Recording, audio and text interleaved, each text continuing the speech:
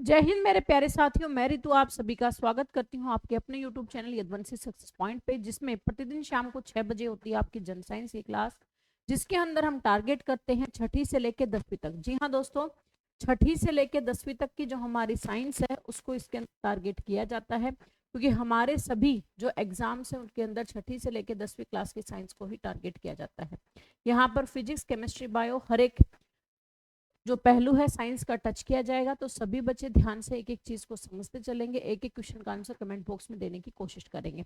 गलत होता है तो कोई बात नहीं, वही कहते हैं ना कि जो आता नहीं है उसे मैं सीख लूंगा और जो आता है उसे मैं कर लूंगा।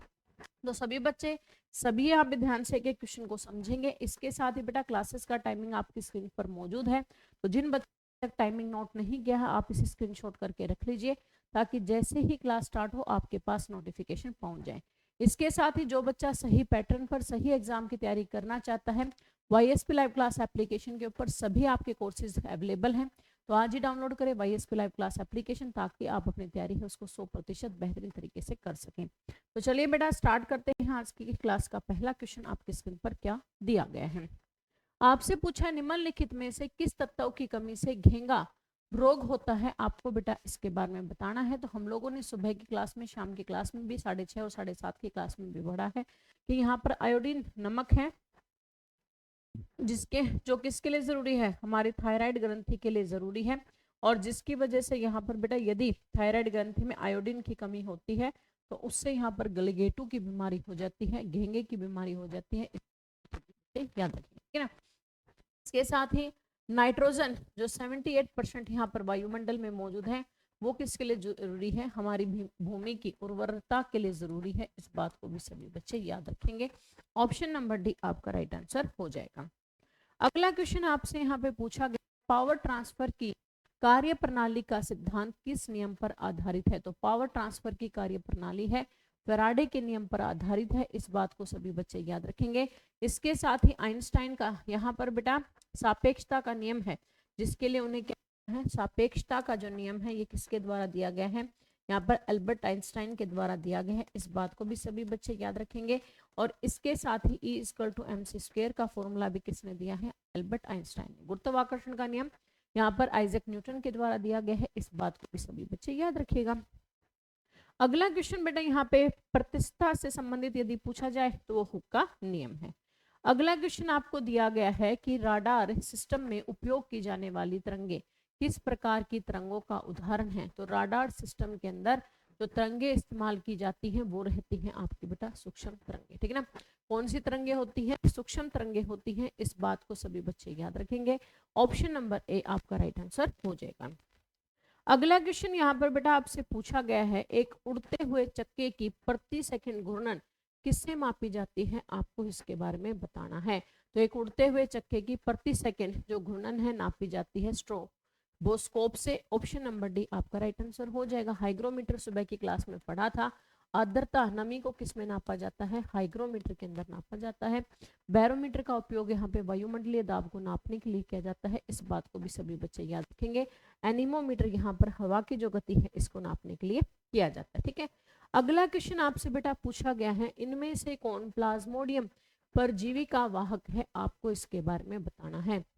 तो प्लाज्मोडियम परजीवी का वाहक कौन है? मच्छर है। इस बात को सभी बच्चे याद रखेंगे। इसके कारण है। साथ ही यहाँ पर प्लेग की बीमारी किसकी वजह से होती है? चूहे की वजह से होती है। इस बात को भी सभी बच्चे याद रखेगा। और मक्खी है यहाँ पर बेटा गंदगी को हमारे भोजन के अंदर ले जाके हेलिया यहाँ पे हेजा जैसी बीमारियां उनको फैलाने में सहायक होती है, ठीक है। अगला क्वेश्चन बेटे आपसे यहाँ पर पूछा गया है, लोहे पर जंग लगना किस प्रकार की अभिक्रिया है? आपको इसके बारे में बताना है।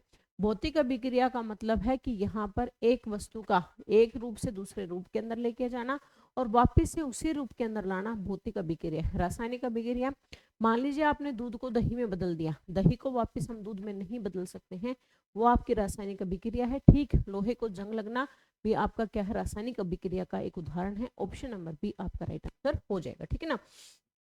नेक्स्ट आपसे बेटा यहाँ पर पूछा गया है, पृथ्वी की घूर्णन गति क्या है? आपको इसके बारे में बताना है। सभी बच्चे ध्यान से क्वेश्चन, क्या होगा इसका राइट आंसर? तो पृथ्वी की घूर्णन गति है आपकी बेटा यहाँ पे 28 है ना, 28 किलो प्रति मिनट है। यहाँ पर क्या पृथ्वी की घूर्णन गति, सभी बच्चे याद रखेंगे। ऑप्शन नंबर ए आपका राइट आंसर हो जाएगा। यहाँ पर अगला क्वेश्चन बेटे आपसे पूछा गया है क्या, आपका क्वेश्चन है कि निम्न में से किस वैज्ञानिक ने विकासवाद के सिद्धांत का प्रतिपादन किया था, आपको इसके बारे में बताना है। तो विकासवाद के सिद्धांत का प्रतिपादन दिया गया है डार्विन के द्वारा। ऑप्शन नंबर क्या होगा, ए आपका राइट आंसर हो जाएगा, सभी बच्चे याद रखिएगा। अगला क्वेश्चन बेटे आपसे यहाँ पर क्या पूछा गया है, आपका यहाँ पे क्वेश्चन है चींटी के डंक में कौन सा अमल पाया जाता है। कल शाम की जो 6 बजे की जनसाइंस को मैंने बोल के बताया था कि बेटा यहाँ पर कई बार जो हम लोग नाम क्लास के अंदर पढ़ते हैं वो क्लास के नाम नहीं होते हैं, उनको अलग अलग नामों से भी जाना जाता है। जिस प्रकार से चींटी के डंक में हम लोगों को कई जगह पढ़ाया जाता है फॉर्मिक अमल होता है, पढ़ाया जाता है ना क्या पढ़ाते हैं, फॉर्मिक अमल। लेकिन इस बात को भी आपने याद रखना है कि फॉर्मिक अमल का दूसरा नाम क्या है, मेथनोइक अमल है। जिस प्रकार से यहाँ पे एसिटिक अमल का दूसरा नाम इथेनोइक एसिड है, कार्बोक्सिलिक एसिड है, उसी प्रकार से यहाँ पर बेटा मिथेनोइक एसिड का दूसरा नाम फॉर्मिक एसिड भी है। और साथ ही साथ इसका फॉर्मूला क्या है, HCHO है। इस बात को भी सभी बच्चे याद रखेंगे, ठीक है। लैक्टिक अमल किस में पाया जाता है, दूध और दही में पाया जाता है, इस बात को भी सभी बच्चों ने याद रखना है, ठीक है। साथ ही साथ यहाँ पर बेटा एसिटिक अमल हमने कल की क्लास में भी पढ़ा था, किस में पाया जाता है, सिरका में पाया जाता है। और सिट्रिक अमल यहाँ पर खट्टे फलों में मिलता है, इस बात को भी सभी बच्चे याद रखेंगे। ऑप्शन नंबर क्या होगा आपका, मिथेनोइक अमल राइट आंसर हो जाएगा। अगला क्वेश्चन बेटे आपसे पूछा है जंग लगने पर लोहे के भार में क्या परिवर्तन होता है। तो जंग लगने की वजह से लोहे का जो भार है, वेट है, वो बढ़ जाता है। ऑप्शन नंबर क्या होगा, बी आपका राइट आंसर हो जाएगा, ठीक है ना। अगला क्वेश्चन बेटे आपसे यहाँ पे क्या पूछा गया है, आपका क्वेश्चन है किस यंत्र के द्वारा सौर ऊर्जा को रूपांतरित किया जाता है। आपका कौन सा यंत्र है जो सौर ऊर्जा यानी कि सोलर पावर है उसको कन्वर्ट करता है विद्युत ऊर्जा के अंदर। तो आपका करेक्ट आंसर हो जाएगा फोटोवोल्टिक ऊर्जा, ठीक है ना। कौन सी ऊर्जा है, फोटोवोल्टिक ऊर्जा है, जो क्या करती है बेटा, सौर ऊर्जा को विद्युत ऊर्जा में परिवर्तित करती है। इस बात को सभी बच्चे याद रखेंगे। अगला क्वेश्चन आपसे यहाँ पर पूछा गया है कि पृथ्वी के केंद्र पर गुरुत्वाकर्षण के कारण त्वरण का मान क्या होता है। जिस प्रकार से आपको पता है कि यदि कोई चीज हमने ऊपर की तरफ उछाली तो वो हमेशा यहाँ पे नीचे की तरफ आती है, यानी कि यहाँ पर बेटा उसका मान किसके बराबर होता है, 0 के बराबर। किसके बराबर होता है, 0 के बराबर होता है। पृथ्वी के केंद्र पर गुरुत्वाकर्षण के कारण त्वरण का मान क्या होगा, 0 होगा। इस बात को सभी बच्चे याद रखेंगे। अगला क्वेश्चन बेटे आपसे यहाँ पर पूछा गया है कि कम तापमान को मापने वाले यंत्र को क्या कहा जाता है। अधिक तापमान मापने वाले यंत्र को तो हम किसके नाम से जानते हैं, पायरोमीटर के नाम से, है ना। पायरोमीटर पढ़ा था। और आपका बेटा जब यहाँ पर तापमान कम नापना हो तो उसको हम किसके नाम से जानते हैं, कायरोमीटर के नाम से जानते हैं। ऑप्शन नंबर बी आपका राइट आंसर हो जाएगा, ठीक है ना। उच्च तापमान नापना हो तो यहाँ पर क्या आएगा बेटा, पायरोमीटर। इस बात को याद रखेगा। और जब हम के लिए कायरोमीटर की आवश्यकता होती है, सभी बच्चे इस बात को याद रखेंगे। अगला क्वेश्चन आपसे पूछा गया है मनुष्य के सुनने की क्षमता कितनी होती है। 8th क्लास का साउंड का चैप्टर है ना, 8th क्लास के अंदर साउंड का चैप्टर है। हर चीज बिल्कुल ब्रीफ यहाँ पे खोल के बताई हुई है। और आपका बेटा यहाँ पर मनुष्य की जो सुनने की क्षमता होती है वो 20 हर्ट्ज से लेकर 20,000 हर्ट्ज के बीच में होती है, यानी कि आपका करेक्ट आंसर हो जाएगा ऑप्शन नंबर बी, ठीक है ना। नेक्स्ट आपसे यहाँ पे क्वेश्चन पूछा गया है, यहाँ पर बेटा यदि पूछा जाए 20 हर्ट्ज क्या है, तो इंफ्रासोनिक वेव है ना। इंफ्रासोनिक वेव कौन सी होती है, 20 हर्ट्ज वाली। और 20,000 हर्ट्ज वाली को क्या कहते हैं, अल्ट्रासोनिक वेव कहते हैं। इस बात को भी आप सभी बच्चे याद रख लेंगे। आपका करेक्ट आंसर हो जाएगा ऑप्शन नंबर। नेक्स्ट आपसे बेटा यहाँ पे क्वेश्चन पूछा, यदि निर्वात में लोहा, कागज, पत्थर के टुकड़ों को एक साथ गिराया जाता है तो कौन पृथ्वी की सतह पर सबसे पहले गिरेगा।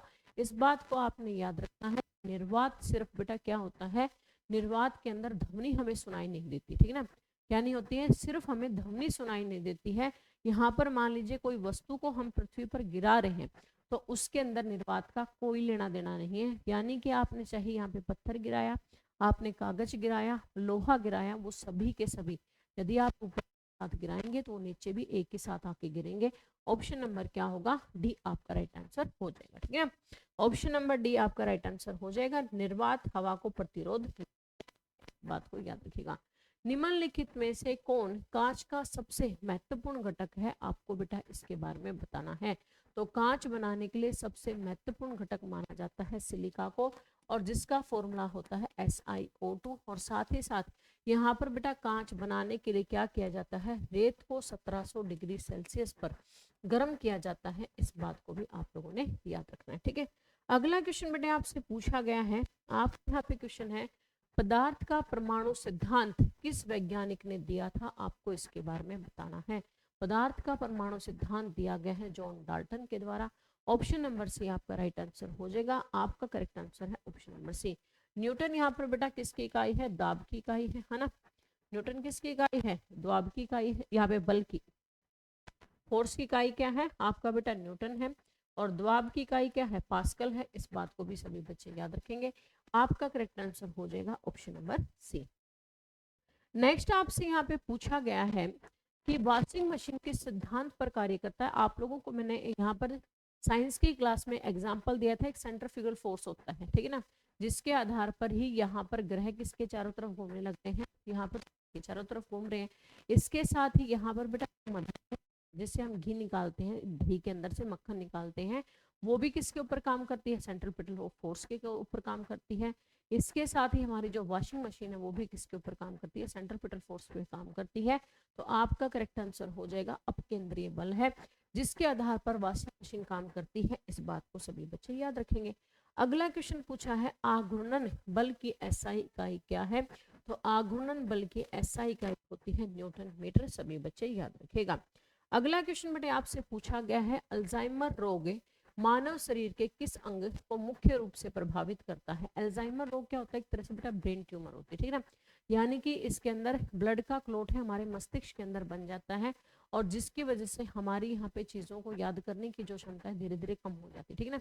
हम यहाँ पे आप लोगों ने जो फिल्में हैं उनके अंदर भी देखा होगा इस चीज़ को, ठीक है ना, उनके अंदर भी यहाँ पे दिखाया जाता है कि ब्रेन ट्यूमर होने के बाद में व्यक्ति क्या करना स्टार्ट कर देता है, यहाँ पे चीज़ों को भूलना स्टार्ट कर देता है। अल्जाइमर रोग यहाँ पर मेन रूप से प्रभावित करता है किसको, मस्तिष्क को। पीलिया किसको प्रभावित करता है, यहाँ पर बेटा हमारे यकृत को प्रभावित करता है। फेफड़े को प्रभावित करता है निमोनिया, ठीक है ना, फेफड़े को कौन प्रभावित करता है, निमोनिया। इसके साथ ही यहाँ पर बेटा कोलेस्ट्रॉल है, कोलेस्ट्रॉल किसको प्रभावित करता है, यहाँ पर हमारे हृदय को प्रभावित करता है। इस बात को भी सभी बच्चे याद रखेंगे। अगला क्वेश्चन आपसे यहाँ पर पूछा गया है, अस्थि मज्जा में रुद्र कणिकाओं के निर्माण को क्या कहा जाता है, आपको इसके बारे में बताना है। आपको जिस प्रकार से पता है RBC का निर्माण कहाँ पर होता है, बोन मैरो के अंदर, ठीक है ना। बोन मैरो के अंदर जो लाल रक्त कणिकाओं का निर्माण होता है उसे हम कहते हैं बेटा हेमेटोपाइसिस। ऑप्शन नंबर आपका बी राइट आंसर हो जाएगा। जो भी बच्चे आज सेशन में पहली बार आए, जिन्होंने अभी तक चैनल को सब्सक्राइब नहीं किया है, चैनल को सब्सक्राइब कर लेंगे, और शाम को 6 बजे सभी बच्चे यहाँ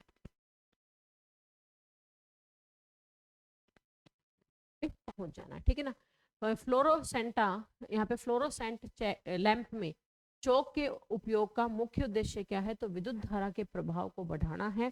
फ्लोरोसेंट यहाँ पर लैंप के अंदर आप एक मिनट बेटा, फ्लोरोसेंट लैंप में चौक के उपयोग का मुख्य उद्देश्य क्या है, यहाँ पर विद्युत धारा के प्रवाह को कम करना है। सॉरी, ऑप्शन नंबर ए आपका राइट आंसर हो जाएगा।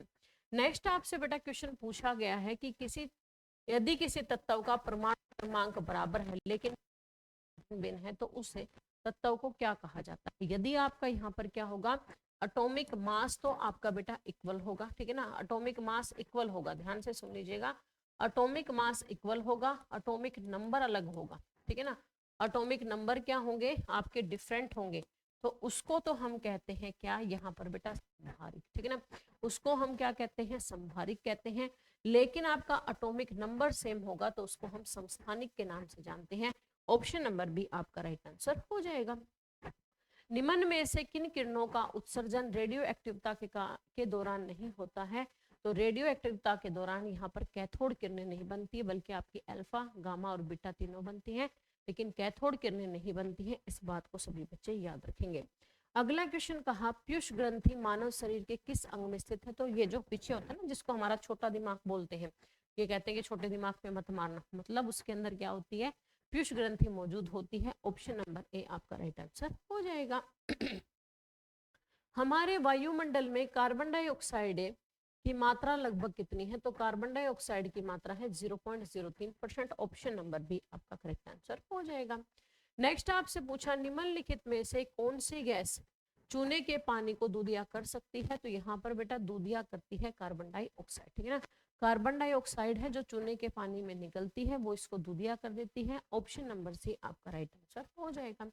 ऑक्सीजन की खोज किसने की? तो यहाँ पर बेटा याद रखिएगा, प्रिस्टले मिल जाए तो प्रिस्टले के साथ चले जाएंगे, कार्ल सिले मिल जाए तो कार्ल सिले के साथ चले जाएंगे। आपका करेक्ट आंसर होगा ऑप्शन नंबर क्या, ए एंड बी बोथ हैं, जिनके द्वारा यहाँ पे क्या की गई है बेटा, ऑक्सीजन की खोज की गई है। अगला क्वेश्चन पूछा कितनी ऊंचाई पर ऑक्सीजन की मात्रा नगण्य होती है? तो आपकी बेटा 120 किलोमीटर ऊपर जाने के बाद में ऑक्सीजन की मात्रा नगण्य हो जाती है, ठीक है। हमारे पृथ्वी पर वायुमंडल कितने भागों में बांटा गया है? तो 5 भागों के अंदर बटा हुआ है, और इनका नाम आप मुझे कमेंट बॉक्स में बताएंगे, ठीक है ना। अगला क्वेश्चन पूछा निम्नलिखित में से कौन वायुमंडल की सबसे गर्म परत है? तो थर्मोस्फीयर है जो वायुमंडल की सबसे गर्म परत है। आपको बेटा इसके बारे में याद रखना, ठीक है। और यहाँ पे आज का आपका होमवर्क का क्वेश्चन है, जिसके अंदर आप मुझे बताएंगे कि वायुमंडल में उपस्थित सबसे हल्की गैस कौन सी है, ठीक है। ऑलरेडी मैं ये चीज़ आपको पढ़ा चुकी हूँ, फिर भी मैं आपसे पूछ रही हूँ ताकि आपका पीछे का रिवीजन होता रहे।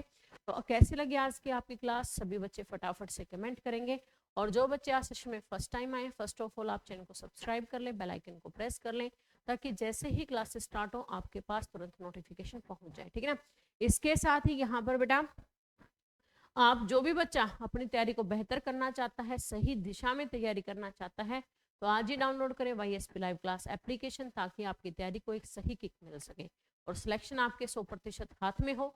तो आज ही जुड़े आप YSP लाइव क्लास एप्लीकेशन के साथ, और जो बैच आप यहाँ पे परचेज करना चाहते हैं, जिस एग्जाम की आप तैयारी करना चाहते हैं, कंप्लीट सिलेबस के साथ आपको प्रोवाइड किया गया है YSP लाइव क्लास एप्लीकेशन के ऊपर। लिंक इसी वीडियो के डिस्क्रिप्शन बॉक्स में आपको दिया गया है।